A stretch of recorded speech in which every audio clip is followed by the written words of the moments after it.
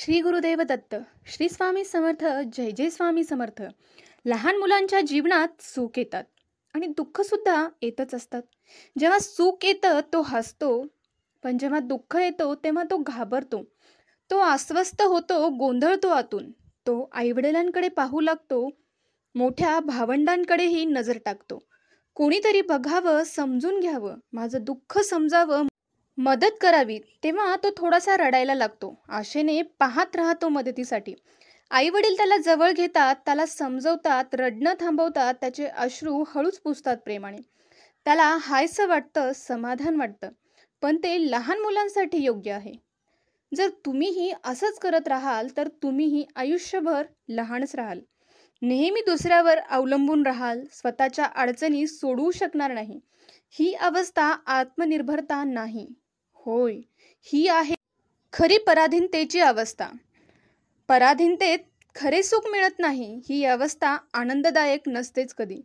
कधीपर्यंत तुम्ही मुलांसारखे राहणार? कधीपर्यंत मदतीची वाट पाहणार? कधी स्वतःवर विश्वास ठेवणार आहात? स्वतःच्या पायावर उभं राहाल. स्वातंत्र्य मिळालं तर सुख मिळेल. स्वतःची समस्या स्वतः सोडवा आणि तेही स्वतःने. कठीण प्रसंग आला की उठा. दुसऱ्यांकडे पाहू नका, पुढे चाला. स्वतःची क्षमता वाढवा, योग्यता जोडा. समस्या आली तरी रडू नका. आलं तरी अश्रू स्वतः पुसा. स्वतःचं दुःख स्वतः कमी करा, तेव्हा समजा मोठं झालात. जोपर्यंत ही अवस्था येत नाही तोपर्यंत स्वतःला लहानच समजा. म्हणजे अजून परावलंबीच आहात. अजून स्वातंत्र्य मिळालेलं नाही हो. लहानपणी ही अवस्था चालते थोडी, पण आयुष्यभर टिकू नका कृपया. ही अवस्था नंतर दुःखदायक होतेच. म्हणून माता पित्यांचे वचन पाळा, गुरुजनांचा सल्ला ऐका, मान ठेवा, त्यांच्या आशीर्वादाने योग्यता वाढवा. समस्यांना सामोरे जा समर्थपणे. स्वतःच्या पायावर ठाम उभे राहा. योग्य बनूनच सुख मिळवता येतं. कधी कधी मदत घ्या, चालेल, पण कायम दुसऱ्यांवर अवलंबून राहू नका. सदैव पराधीन राहणं योग्य नाही. ही अवस्था कधीच सुखद नसते.